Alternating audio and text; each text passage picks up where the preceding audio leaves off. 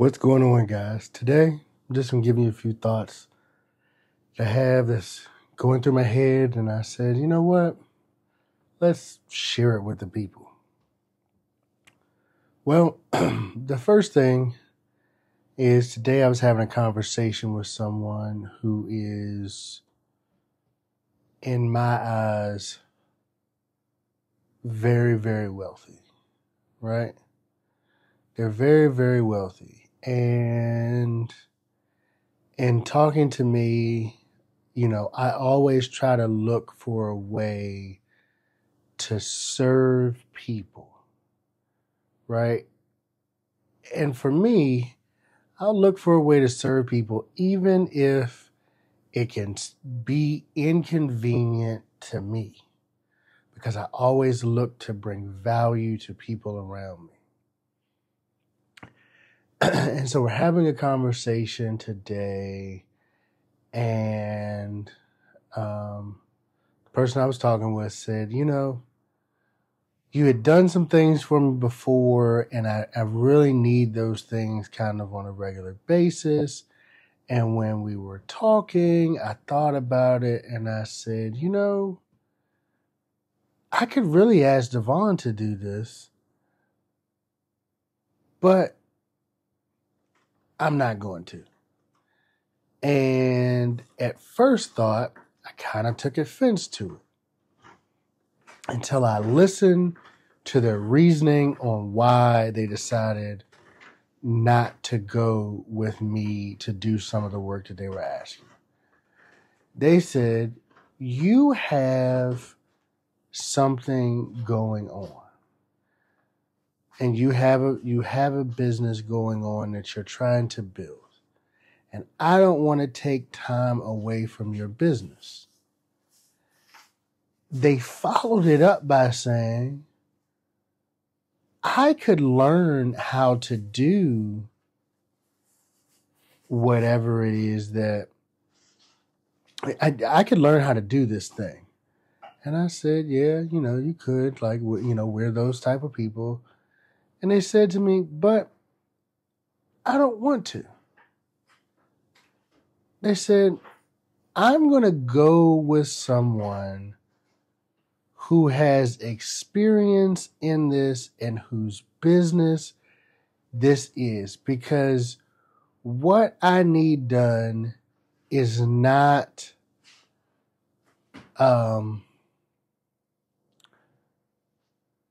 what I need done can't be taken lightly, and it's really not in my wheelhouse of things to do.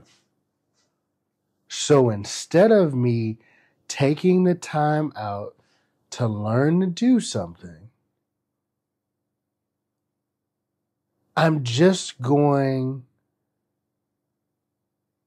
to pay someone whose business it is to do that thing. And guys, that spoke volumes to me, because here I am looking at a person who could take the time to do it and figure it out, or who could also pay someone. And they said, I would rather pay someone to do this than for me to learn how to do this myself. I know if I learn, I can learn how to do it, but it's such a big curve of learning that I'm not willing to do it. And they said, I've learned the basics.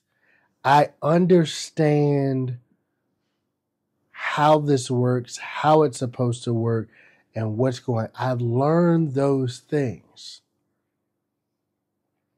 And I said, yeah. And then they said, but the day-to-day operations of what it is, I'm not willing to do. I don't want to do it. Now, this was an older person who has lived life, and I was like, man, This is so interesting. And what I will tell you is that your time, and this is how this applies to you guys, your time is very, very important, right? Am I saying just throw money at everything? No. Me personally, I believe you should have a basic to moderate understanding of the things that you are asking someone else to do. Right? And I'm sure you're saying, well, how in the world does this apply to barbering?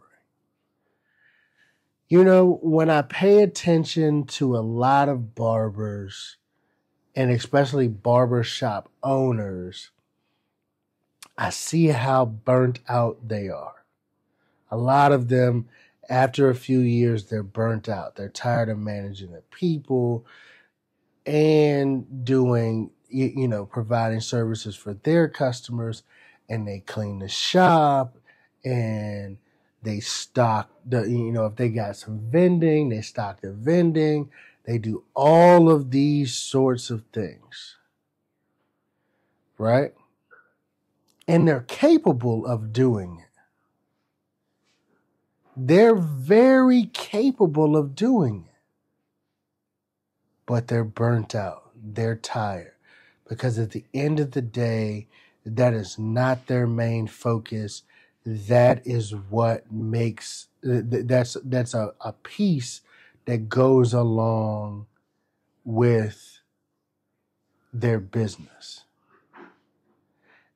And if you've ever heard me say this before, it's the prime example of working in the business and on the business, right? And I'll give you one more quick example. If anybody has ever been in Walmart, right? And you've been in Walmart during the times that they're stocking. Now they have people who are employed who stock shelves, right? They stock all the canned goods. They do things like that. But have you ever paid attention to the soda and bread aisle? I bet you don't think about it like this. Now, that's part of their business, but the soda and the bread aisle are stocked by their distributors.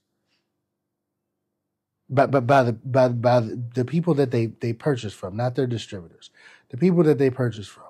So someone comes in and stocks the bread shelves for them.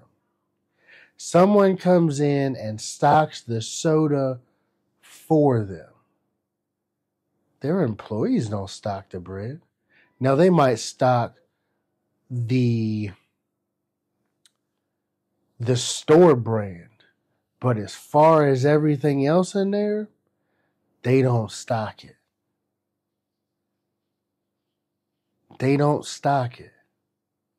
Why? Because although it's a piece of their business, it's not so vital that you have your employees do it. They let other people stock it and do the work for them. Right? And sometimes in your barber shops, you're doing so much work and you're so burnt out and I'm so tired. I don't understand why and this, that, and the third. I don't get it. And it's always so much to do. I always have so much to do.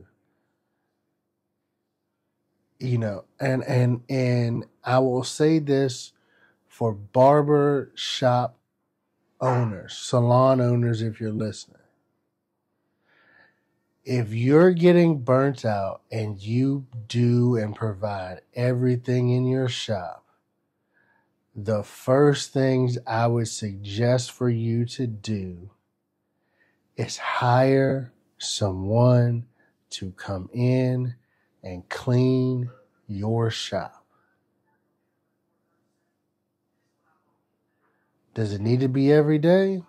I don't think so. Twice a week, maybe? Maybe 3 times a week.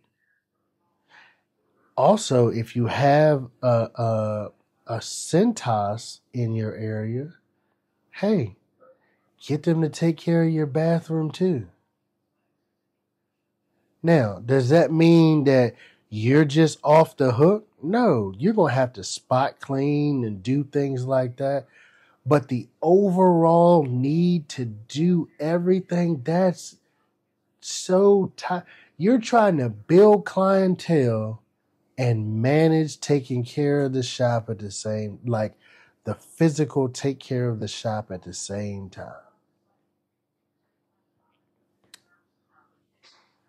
If you got 15 customers in a day, I'm sure at the end of the day, the last thing you want to do is mop the floor.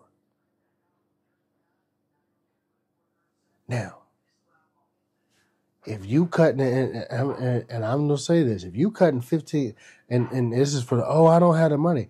If you cutting 15 heads a day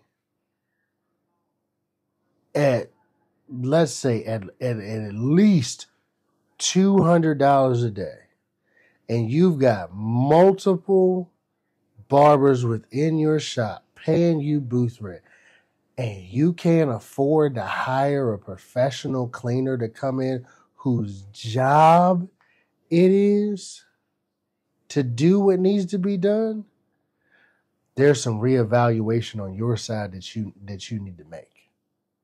There's some reevaluation that's needed. Because you can afford it. You're living beyond your means if you can't afford it to build your business with all the money that you have coming in.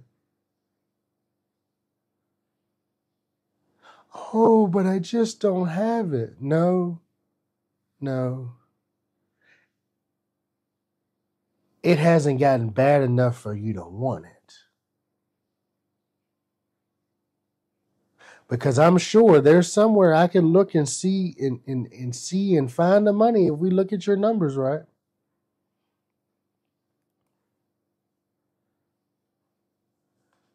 Save yourself, right? Because even though you're a shop owner and you have independent barbers, a lot of times we still think of it as like a team effort and people are just going to pull their weight. Well, unless you put in your stipulations of your contracts that people are going to pull their weight, right? As far as cleaning and taking out trash and unless you put that in there, don't count on it to happen. I'm just saying, don't count on it to happen unless you put it in there and things of that nature, and that's the conversation. Don't count on it to happen, and if it does happen, don't count on it to happen consistently.